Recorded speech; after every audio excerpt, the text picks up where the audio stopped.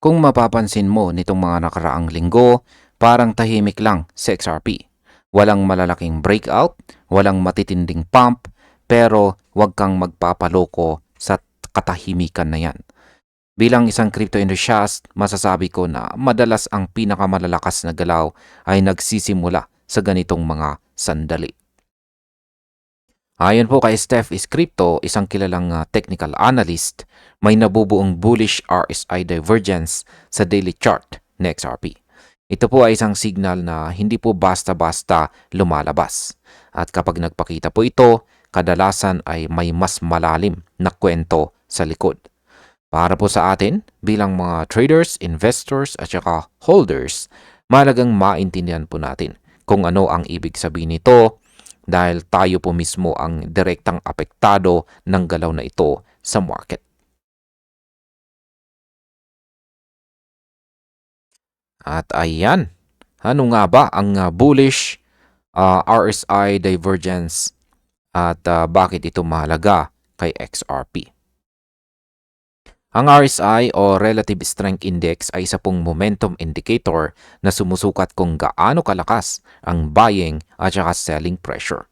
Kapag sinabi nating may bullish divergence, ang ibig sabihin ay pababa pa rin ang presyo, pero pataas na ang momentum. Sa kaso po ng XRP, malinaw sa daily chart na gumagawa po siya ng lower lows sa presyo, habang ang RSI ay gumagawa naman ng higher lows. Ibig sabihin nito ay unti-unti nang nawawalan ng lakas ang selling pressure, kahit hindi pa ito ramdam sa presyo. Para sa mga sanay sa technical analysis, ito po ay isang sinyalis na may tahimik na pag-ipon ng momentum sa ilalim ng surface or ibabaw. Ngayon ay bakit po ba sinasabi ng analyst na bihirang-bihira ang signal na ito? Ayon po kay Steph is Crypto, ang ganitong klaseng bullish RSI divergence sa daily chart ng XRP ay extremely rare. Hindi ito yung signal na makikita mo buwan-buwan o taon-taon.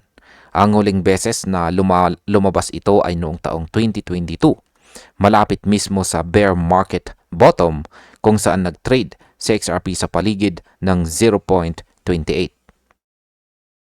Sa panahong ito, marami po ang nawalan na ng tiwala, marami ang sumuko, pero dito pala nagsimulang magbago ang momentum.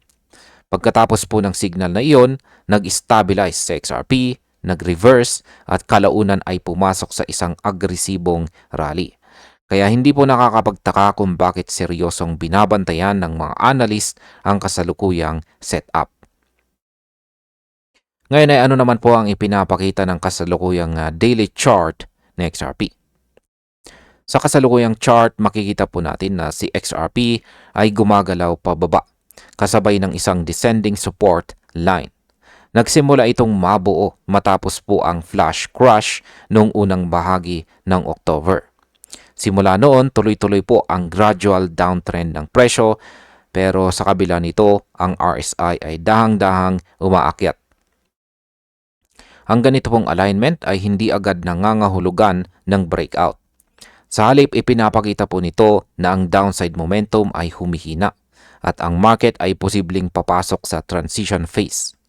Para sa mga traders, ito ay isang babala na maaring nagbabago na ang dynamics ng market sa ilalim ng ibabaw. Ngayon ay paano natin maiintindihan ang historical context ng signal na ito? Ang mga RSI divergence ay kadalasang lumalabas malapit sa mga market turning points. Noong 2022, bago po tuluyang bumaliktad ang trend, dumaan muna sa XRP sa matagal na downside exhaustion. Ibig sabihin halos wala nang gustong magbenta at unti-unti nang nauubos ang mga sellers. Kapag nangyari po ito, sapat na ang maliit na buying pressure para magsimulang mag-shift or magbago ang trend. Ang kasalukuyang setup ay halos kahawig ng structure noon. Bagamat hindi ibig sabihin ay eksaktong mauulit ang parehong galaw. Pero bilang isang crypto enthusiast, hindi mo maaring baliwalain ang ganitong klaseng historical similarity. Ngayon ay guaranteed na ba ang reversal kapag may bullish RSI divergence? Dito po mahalagang maging malinaw tayo rito. Ayon mismo kay Steph is Crypto, nothing is guaranteed. Yan, ang bullish RSI divergence ay isa po itong early signal. Hindi po ito konfirmasyon. Ibig sabihin, nagbibigay po ito ng babala na may posibleng pagbabago. Pero kailangan pa rin ng konfirmasyon mula sa presyo. Kapag hindi po naipagtanggol or naipaglaban ng mga buyers ang kasalukuyang price levels, maaaring humina po o tuluyang mawala ang divergence. Kaya para po sa atin bilang mga traders at investors, hindi po ito signal para pumasok ng basta-basta, kundi signal para mas maging alerto at mapagmatsyag. Ngayon ay ano po ba ang kailangang mangyari para maging credible ang setup na ito? Para magkaroon po ng kredibilidad ang signal, kailangang mag-stabilize sa XRP sa ibabaw ng recent lows. Hindi niya kailangang mag-breakout agad, pero kailangan po niyang ipakita na may mga buyers na handang magdepensa. Kapag patuloy po na gumagawa ng higher lows ang RSI, mas lalong lumalakas ang ideya na nag-shift na ang momentum. Sa puntong ito, maaari pong magsimulang mag-position ang mas malalaking players. Ngunit kung tuluyang bumagsak po ang presyo at mawala ang RSI structure, mawawala na rin ang bisa ng setup. Kaya mahalaga po ang patience at disiplina sa pagbasa ng chart. At bilang panghuli, ay ano naman po ang aking masasabi tungkol dito? Sa aking pananaw, ang kasalukuyang galaw na XRP ay parang isang tao na tahimik lang pero may iniipong lakas.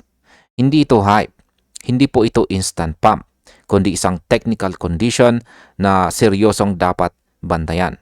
Kung ikaw po ay long-term holder, ang ganitong setup ay nagbibigay ng kumpiyansa na may underlying strength o lakas pa rin ang asset or itong si XRP. Ngayon, kung ikaw po ay isang trader, ito po ay paalala na ang trend ay maaari pong magbago-bago. Maaari pang magbago-bago ito at yan, ito po ay ating masasaksihan. Patuloy po nating bantayan ang daily chart ni XRP, lalo na po ang RSI behavior dito. Dahil dito po madalas nagsisimula ang malalaking mga galaw. Kaya ang tanong na lang ay kung kailan kaya kikilos si XRP. At ayun, hanggang dito na lamang po tayo sa video na ito mga ka-crypto. Maraming salamat sa panunood.